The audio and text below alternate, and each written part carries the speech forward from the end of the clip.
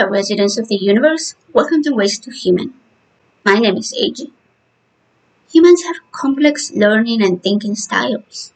It is believed that thinking styles and learning styles are interconnected from early on. They may develop at similar times.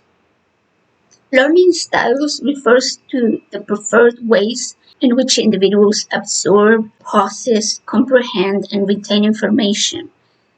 Thinking style refers to the way that someone thinks inside their mind, like visual, spatial, emotional, or verbal. Thinking style is a complex process influenced by genetics, neurological, and environmental factors, and they can begin as early as pregnancy, before you're even born. The brain structure and function plays a crucial role in developing thinking styles. Certain brain regions are more active in processing visual information, while others are more involved in auditory or linguistic processing. These neurological predispositions are often affected by the parent's genetics. Genetic factors can contribute to innate abilities that favor one type of thinking over another. Some individuals may be born with a stronger capacity for visual spatial reasoning, while others may have a natural aptitude for linguistic or verbal skills. But after birth, even before infants can speak, they receive a wealth of sensory information from their environment, especially from their parents or caregivers. The type and quality of sensory input they receive influences their thinking style. For instance, babies exposed to rich visual material, visual cues, or hand gestures and facial expressions might develop stronger visual thinking skills. Early memory and learning experiences in school settings can reinforce certain thinking styles. For example, associating sounds with objects or positive experiences with certain types of verbal interactions can reinforce those preferences. Personal interest and personality traits also dictate learning styles, but these are often influenced by parents or caregivers. For instance, a person interested in music may get that from being exposed to music early on, and they go on to develop an auditory learning style. Extroverts who were exposed to positive group educational activities might enjoy group discussions and collaborative projects. Whereas someone who was raised by artistic parents who engage in quiet projects may be more of an introvert. They grow up to prefer solitary reading, drawing, or self-reflection, and develop a preference for visual learning. The development of thinking styles involves a complex interplay of genetic, neurological, sensory, environmental, and cultural factors.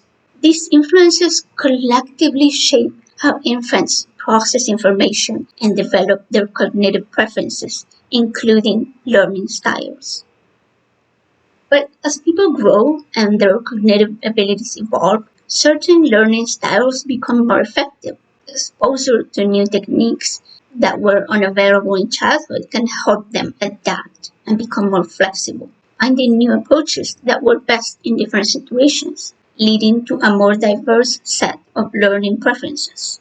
For instance, some might develop a preference for analytical learning as their critical thinking skills improve. While the concept of fixed learning styles has been debated, it is clear that individuals have unique preferences influenced by a combination of these factors. It is also important to recognize that people can benefit from a variety of learning methods and that being adaptable in learning approaches can actually enhance the overall effectiveness. There are various models and theories of learning styles, but there is one that is most commonly referenced, and that is the VARK model. This model categorizes learning styles into four main types: visual, auditory, reading, writing, and kinesthetic.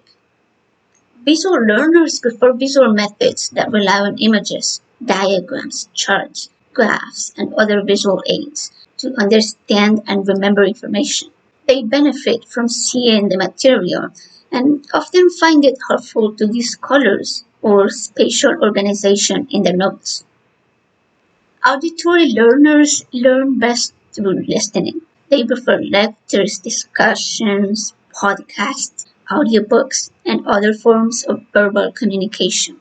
These learners benefit from hearing explanations, and they find it helpful to read aloud or to use memory devices such as alarms and reminders.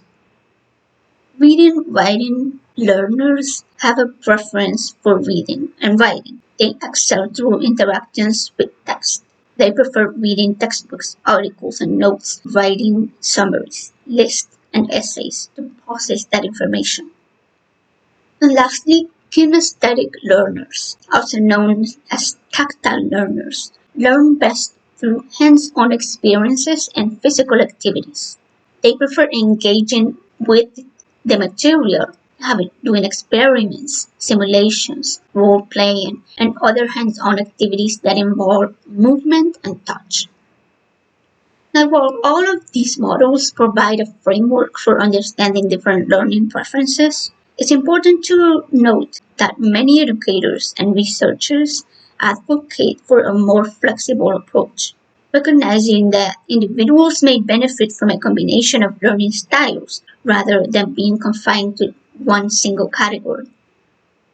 This is one of the reasons I am grateful to be able to homeschool my kid who is autistic and has a different learning style than the average. My kid has needs that the structure of one-size-fits-all public school setting could not offer. Embracing flexible learning styles also allows individuals to adapt to different challenges and environments, enhancing their ability to absorb and apply the knowledge effectively in diverse situations. Let me know in the comments what you think your learning style is. Until next time, thanks for watching. Don't forget to like and subscribe.